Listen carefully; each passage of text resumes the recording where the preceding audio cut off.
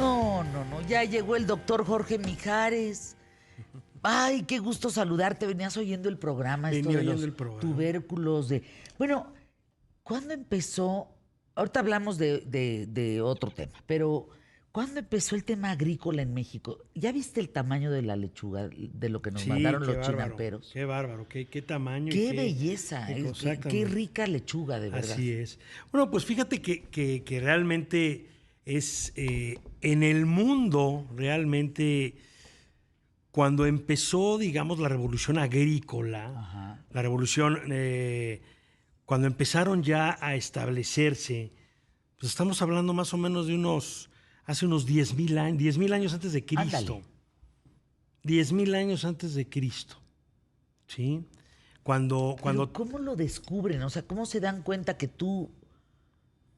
Parece boba la pregunta, pero no creo que sea fácil no saber que se siembra y aprender a sembrar. Lo que pasa es que mucho tuvo que ver que estaba terminando una de las glaciaciones, ¿sí? De las últimas glaciaciones, y eso permitió que ciertas zonas del mundo, en este caso el sureste de Asia, todo lo que es Tailandia, Vietnam, por allá.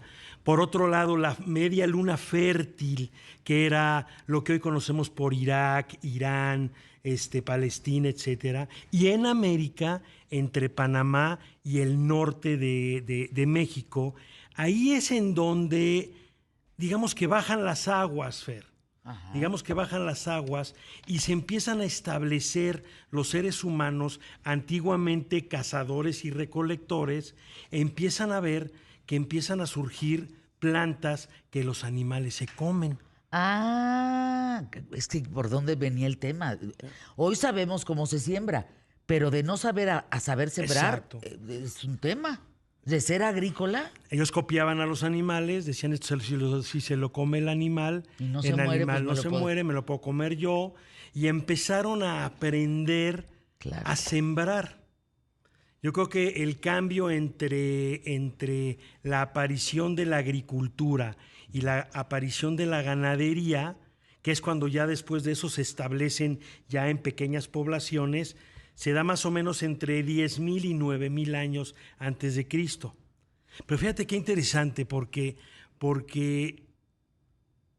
todo se va dando de tal manera. Primero, los animales, inclusive los mamíferos, tenían un menor tamaño que los de ahora, por un lado. Ah, ¿eran más chicos? Eran más chiquitos. O sea, Eran un más chiquitos. hipopótamo de aquellos tiempos era más Sí, era chico. más chiquito. Eso era Ay, más ¿por qué? chiquito. ¿Por qué? Pues por las condiciones climáticas, etcétera, ¿no? Y segundo, se empiezan a polinizar. Ahora hay muchos estudios acerca del polen y se puede datar sembradíos y se puede saber cuándo había determinados productos en determinadas zonas. Y esto ayudó a que el hombre dejara de ser nómada, cazador, recolector y empezara a establecerse, Claro. digamos, en un lugar Una parcelita, determinado. pues. Una parcelita, exactamente.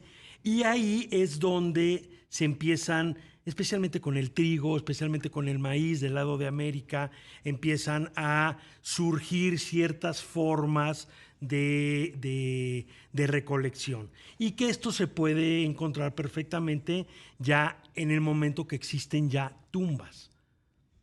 Ah, ¿va de la mano? Va de la mano. Cuando el ser humano comienza a enterrar a sus muertos, que es muy, muy tardío, ¿sí? Sí, porque antes los dejaban para los A los animales. animales. ¿Por qué enterrarías a alguien? Exacto. ¿Por qué? Porque tienes primero una conceptualización diferente de ese alguien y segundo, empiezas a conceptualizar un poquito la vida futura. Se empiezan a encontrar tumbas con ornamentos, con animales, con precisamente con restos de comida, como para preparar al que se murió. Eso no lo hace ningún animal. Y a partir de ahí es en donde se puede considerar que el ser humano empieza a tener esa conciencia de una vida futura, del recuerdo, de la importancia de las personas ya dentro de su tribu, dentro de su grupo, ¿no? Oye, Jorge, a ver, me surge esta duda, fíjate. imagínate que esté el cuerpo ya muerto, esté enterrado, y tiene comida, y tiene joyas, y tiene pieles. ¿No será que dudaban de la muerte? Es decir, mejor le dejo comida, no vaya a ser la de malas. Mejor le dejo con que se tape, no vaya a ser la de malas. O sea, dudar un poco de la muerte, Fíjate que de cuándo se está verdaderamente muerto. No, no sé cómo vivían explicarlo. muy poco, el Ándale. hombre vivía muy poco, la mujer tenía un papel preponderante. Fíjate que hay un dato muy interesante, que cuando el hombre era cazador y recolector, ellos controlaban la natalidad de su grupo porque no les convenía que hubiera más gente. Y entonces extendían la, el-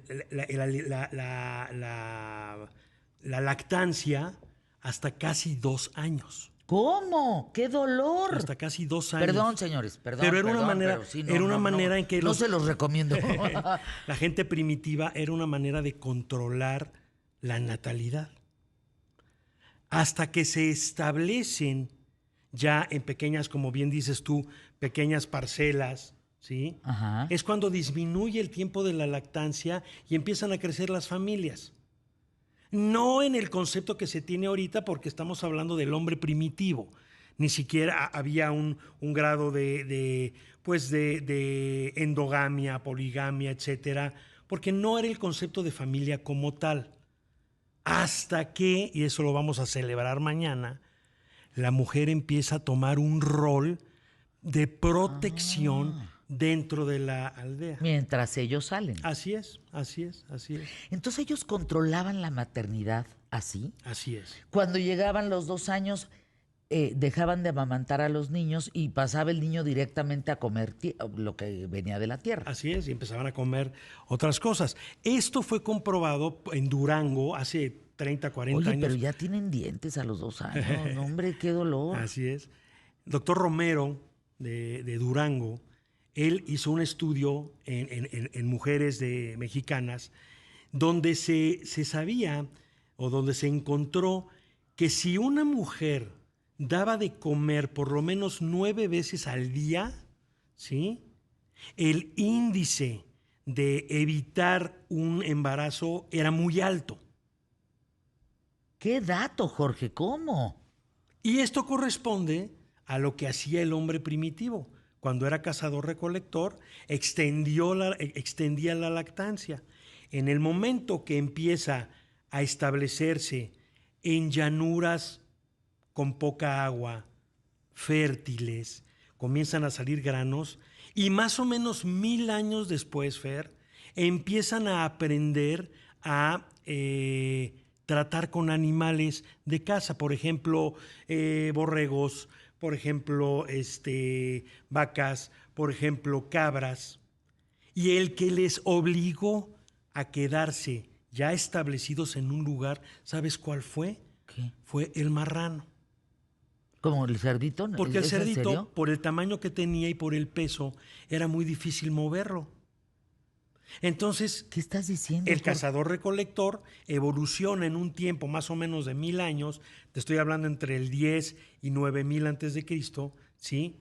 Evoluciona y entonces ya se empiezan a formar ciudades, no ciudades, valga la expresión, Pero comunidades, comunidades, exacto. comunidades, allá por las zonas del Medio Oriente, por Jericó, por allá, que son los primeros asentamientos, y es en donde se empiezan a encontrar las primeras tumbas. Es que ahora lo vemos todo tan normal. Así Ay, es. pues ahí está el cementerio. Sí, pero ¿por qué se entierra la gente? ¿Por qué se entierra la gente? ¿No? Por ejemplo, amamantar a un niño, si lo llevamos a estos tiempos, pues sería un acto de dolor que ahí te encargo. Pobres mujeres de aquella época. Ajá. Pero también me imagino que esos niños se enfermaban menos. Se enfermaban menos siempre y cuando estuvieran al cobijo y a la protección de su madre, mientras el padre tenía otras funciones.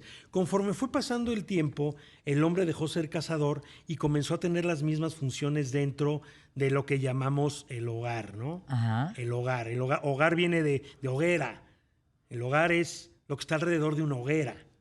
Tú puedes tener una casa que no necesariamente es un hogar. El hogar es lo que te convoca, lo que te une, lo que te hace estar cerca. Y eso tiene que ver qué con el bonito, fuego. Qué bonito. Esa es la diferencia Con la entre una hoguera. casa o Sí, un hay hogar. casas donde tú entras y no es hogar. Así es. Hay casas donde entras y todo es hogar. Todo es calientito. No te vas de lo calientito. Así es. Entonces, el controlar el fuego, el aprender a que las plantas tienen un ciclo determinado, el entender que los animales te pueden servir como propio alimento sin necesidad de matarlos, eso cambió la mentalidad del hombre y lo hizo evolucionar a las sociedades primitivas, pero que estaban formadas de tal manera que en el hoy, siglo XXI, hacemos muchas cosas que tienen que ver con eso. Híjole, qué tema. Vamos a anuncios QTF. Regresamos con el doctor Jorge Mijares. La gente no sabe todo lo que me escribe. Rubén Nolasco, mi esposa Gabriela Estrada, es fan de las más fieles del programa. No se pierde un solo programa, Fer. Saludos y felicidades por el programa de hoy. Yo también soy fan tuyo. Ay, no, ¿qué amas? ¿Cómo puedo interactuar, dice Joel, en el programa en vivo? El aguacate es una grasa muy buena. Muy buena, pero dice, al final es grasa. Pero es buena. Pero es muy buena, pero es grasa. Fíjate, yo mando... A ver, no estamos en comer, no estamos al aire. Vamos a ir Yo a mando corte comercial. aceite. ¿De Vamos aguacate? a ir a corte comercial. Sí. Las grasas no saponificables de la ¿No soya. qué? Saponificables. ¿Qué es eso? Es Oye, que hay aceites que se pueden Saponificar. saponificar, hacer jabón, ¿sí? O hay aceites que no son. Las grasas saponificar. insaponificables de la soya y del aguacate, ¿sí? Son buenos. Son muy buenas especialmente, por ejemplo, para temas de desgaste articular. Continuamos con el doctor Jorge Mijares. Te preguntan, ¿entonces la maternidad fue una parte muy importante en el mundo antiguo, doctor? Por supuesto. De hecho, la manera en que se regían las antiguas poblaciones, conforme iban desarrollándose en los distintos terrenos, ¿sí? Ponían como eje fundamental de todo la familia, aclarando, no la familia en el contexto que la tenemos hoy, ¿sí? Ah.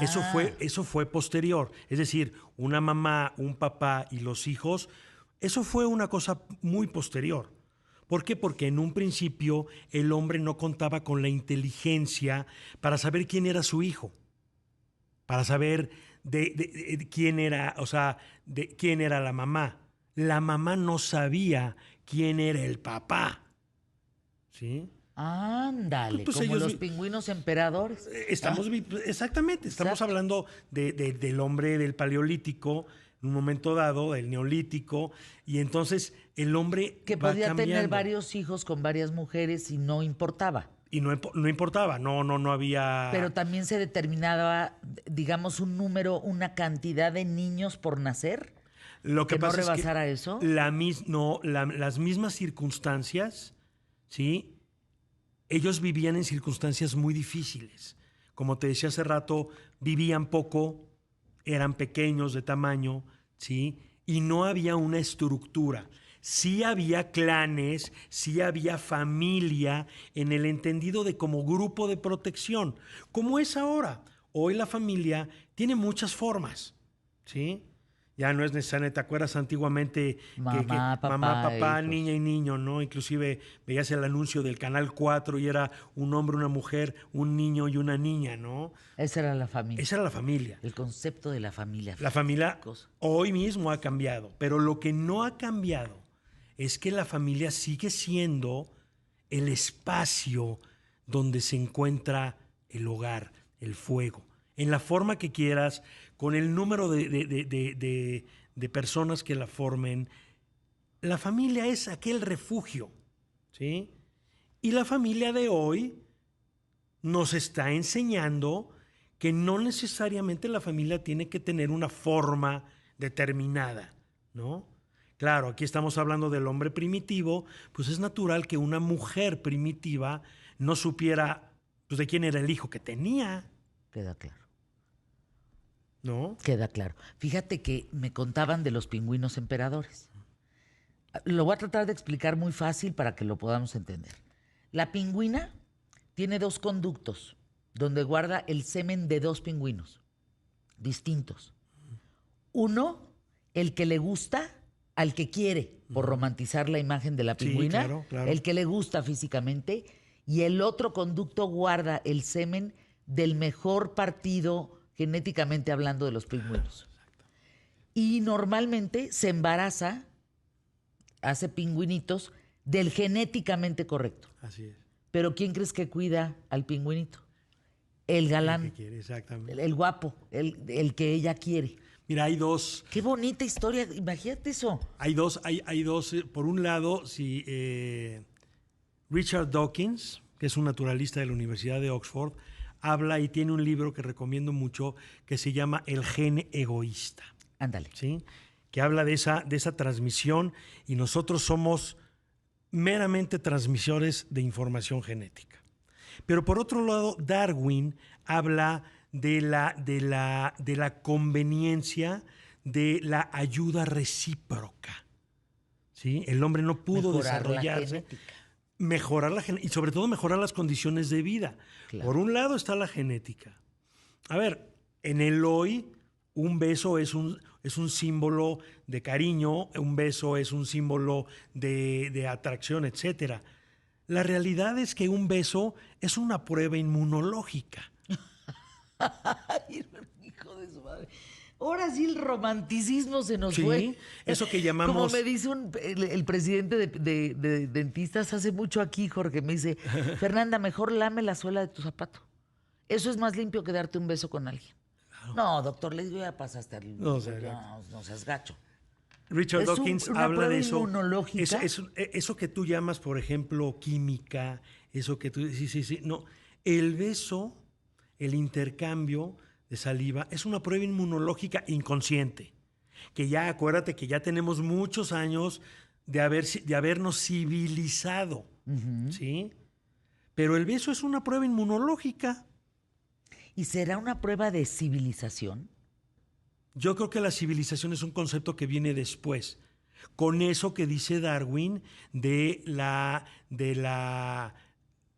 ayuda recíproca. ¿Sí? Nos conviene ser buenos entre nosotros, nos conviene ayudarnos. Genéticamente nos ayuda a la permanencia de la especie, ¿sí? Ah. Pero químicamente, retomando tu ejemplo de los pingüinos, pues sí, pues químicamente, a ver, hay una relación directa inmunológica para ver cuál es el semen del pingüino más Correcto. adecuado. Sí, el que va a preservar la especie. Exactamente. Pero el que va a cuidar, eso ya depende de cuestiones más de tipo vínculos sociales. Pero a ver, señoras, de veras imagínense que tuviéramos esa posibilidad, que fuéramos pingüinas emperadoras. Que tienes relaciones con el que te gusta, al que amas, al que adoras, pero que tienes que tener relaciones sexuales también con el que es mejor genéticamente hablando, que no es necesariamente el que quieres. Así es. Y tu cuerpo decide que el genéticamente correcto es del que te vas a embarazar. Así es. Pero tu amorcito, el amor de tu vida, lo va a cuidar a tu bebé. Estos son los datos que aporta, cosa, ¿no? La paleontología, la ciencia en general, que ayudan a entender un poquito esto.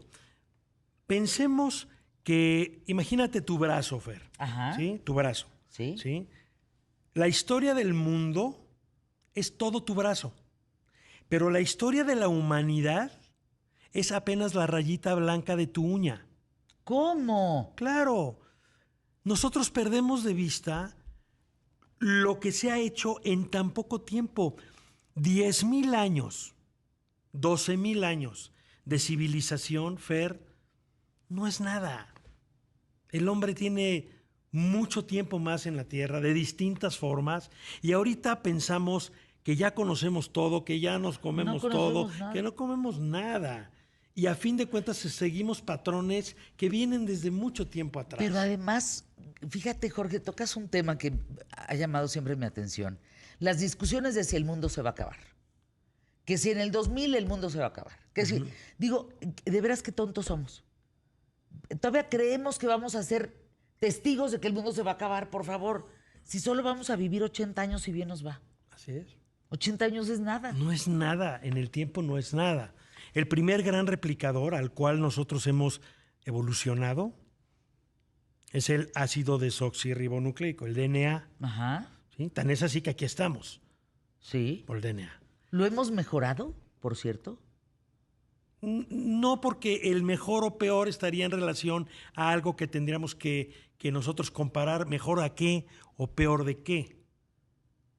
¿Es mejor el hombre hoy que el hombre de la Edad Media?